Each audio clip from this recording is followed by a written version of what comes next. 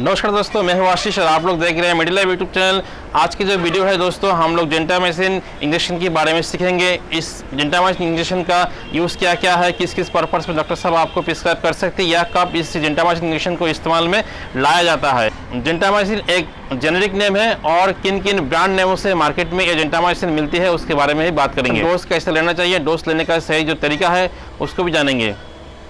इसको इस्तेमाल करने के बाद क्या क्या साइड इफेक्ट दे सकते हैं या दिखाई देते हैं, किन किन व्यक्तियों में ये जेंटामाइसिन इंजेक्शन इस्तेमाल नहीं होती है उसके बारे में भी जानेंगे इसी वीडियो में। आई होप दोस्तों आप लोगों को ये सारी जानकारी चाहिए तो प्लीज़ इस वीडियो को लास्ट तक जरूर देखिएगा। अगर आप लोग मेरे यूट्यूब चैनल में फर्स्ट टाइम आए तो प्लीज़ एक बार सब्सक्राइब कर लीजिए और साथ साथ बगल वाले घंटे को भी एक बार प्रेस कर लीजिए। तो चलिए दोस्तों शुरू करते हैं आज की वीडियो।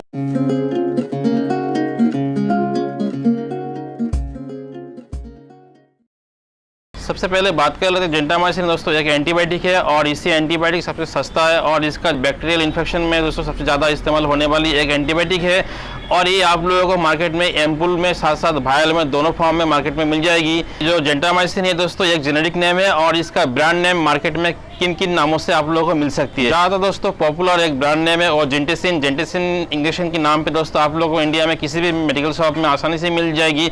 इसके अलावा दोस्तों जेंटा इंजेक्शन, जेंटा लैप इंजेक्शन या जेंटल इंजेक्शन, ये सारे आदि ब्रांड नेम से आप लोगों को ये जेंटामाइसिन मिल सकती है। कोई भी ब्रांड का मेडिसिन इस्तेमाल कर सकते हैं, आपको सिर्फ ध्यान रखना होगा जब जो भी मेडिसिन आप इस्तेमाल करें उसमें मेन मॉलिक्यूल जेंटामाइसिन ही होना चाहिए। जेंटामाइसिन इंजेक्शन को बॉडी में पुश किया जाता है दोस्तों IM या IV, दोनों तरह से दोस्तों इसी मेडिसिन को बॉडी में पुश किया जा सकता है। ये एक एंटीबैक्टीरियल इंजेक्शन है और बैक्टीरिया की कोई भी समस्या है तो उसको ठीक करने के लिए डॉक्टर साहब इसी जेंटामाइसिन इंजेक्शन का इस्तेमाल कर सकते हैं। ज़्यादातर दोस्तों जेंटामाइसिन इंजेक्शन आप बोन इन्फेक्शन में इस्तेमाल होती है। इसके अलावा स्किन इन्फेक्शन, UTI इन्फेक्शन या बार्न जल जाने के कारण जो इन्फेक्शन होते हैं उसके लिए भी इसको इस्तेमाल कर सकते हैं। या मेनिंजाइटिस नामक एक बीमारी है उसमें भी दोस्तों ये जेंटामाइसिन इंजेक्शन को प्रयोग में लिया जा सकता है। तो सबसे पहले बात कर लेते हैं बोन इन्फेक्शन। हड्डियों में अगर किसी तरह से कोई भी इन्फेक्शन हो, उसी इन्फेक्शन को ठीक करने के लिए डॉक्टर साहब आपको इसी जेंटामाइसिन इंजेक्शन को प्रिस्क्राइब कर सकती है। स्किन इन्फेक्शन में भी जेंटामाइसिन इंजेक्शन को इस्तेमाल में लाया जा सकता है। जैसे कि दोस्तों स्किन में बहुत तरह इन्फेक्शन होने के कारण रैश होना, खुजली होना, चुलकानी, एलर्जी आदि समस्या को दूर करने के लिए डॉक्टर साहब आपको इसी जेंटामाइसिन इंजेक्शन को प्रिस्क्राइब कर सकती है। UTI इन्फेक्शन को आप में दोस्तों पेशाब में जलन आना, पेशाब के साथ खून आना आदि समस्या दिखाई दे सकती है।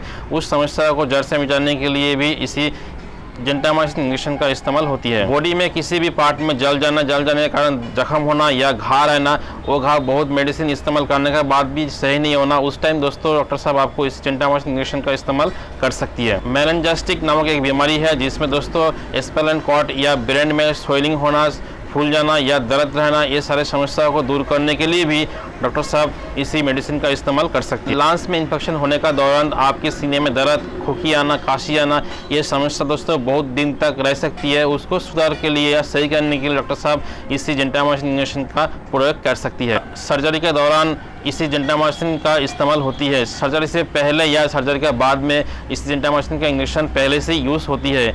जब भी दोस्तों इसी जेंटामाइसिन इंजेक्शन का इस्तेमाल होती है तब इन्फेक्शन होने का चांस बहुत ही कम हो जाती है। इसलिए डॉक्टर साहब आपको सर्जरी से पहले या सर्जरी के बाद भी जेंटामाइसिन इंजेक्शन का इस्तेमाल कर सकती है। हार्ट में इन्फेक्शन के दौरान भी इस जेंटामाइसिन इंजेक्शन का इस्तेमाल होती है। आइए आप जान लेते हैं इसका डोज कैसे लेना चाहिए। इसका डोज दोस्तों किसी भी मेडिसिन का डोज डॉक्टर साहब आपका वेट का साथ साथ आपका एज को देख के ही प्रिस्क्राइब करती है। ये मेडिसिन डॉक्टर साहब आपको 7 दिन से लेकर 10 दिन तक के लिए रिफ़र कर सकते हैं। डॉक्टर साहब जिस तरह से जितना दिन के लिए इसी मेडिसिन को रिफ़र करें उतना दिन दोस्तों आपको इस्तेमाल करना है। आइए आप बात कर लेते हैं इसके इस्तेमाल करने के बाद क्या क्या साइड इफेक्ट हो सकता है।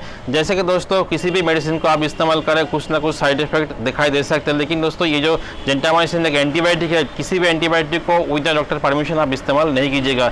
इसका साइड इफेक्ट के दौरान सबसे पहले दोस्तों दिखाई दे सकता है कि जब भी इसको बॉडी में पुश किया जाता है उसकी 2-3 सेकंड में अंदर में दोस्तों आपके पेट में दर्द होना या पेट मुड़ना आदि समस्या आपको दिखाई दे सकते हैं। इसके अलावा एलर्जी का प्रॉब्लम भी हो सकता है, आपकी पूरी बॉडी में अचानक से एलर्जी होना, खुजली होना, ये समस्या भी दिखाई दे सकते हैं। यूरिन का साथ साथ आपको खून निकलना, ये भी समस्या साइड इफेक्ट के दौरान दिखाई दे सकती है।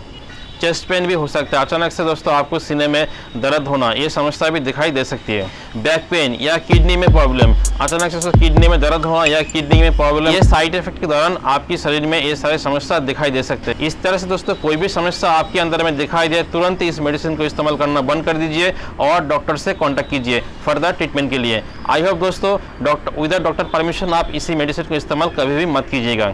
आइए आप बात कर लेते हैं किन किन पेशेंट को इस मेडिसिन को इस्तेमाल नहीं किया जा सकता है। जैसे कि दोस्तों सबसे पहले आपकी जेंटामाइसिन या जेंटामाइसिन में कोई भी मॉलिक्यूल से आपको एलर्जी है तो दोस्तों आपको डॉक्टर साहब इसी मेडिसिन का प्रिस्क्राइब नहीं करेगा। इसके अलावा दोस्तों कान में कोई भी प्रॉब्लम, कान में इन्फेक्शन होना, कान में दर्द या कान में पानी आना, इसके अलावा दोस्तों आपको सुनने का जो क्षमता है वो कम होना, ये समस्या रहने से इसी जेंटामाइसिन इंजेक्शन का इस्तेमाल नहीं होती है। इसके अलावा एस्थमा में भी दोस्तों इसी मेडिसिन का इस्तेमाल नहीं होती है।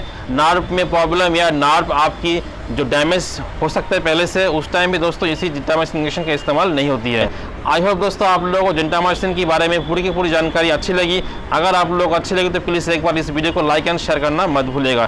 Thank you watching this video.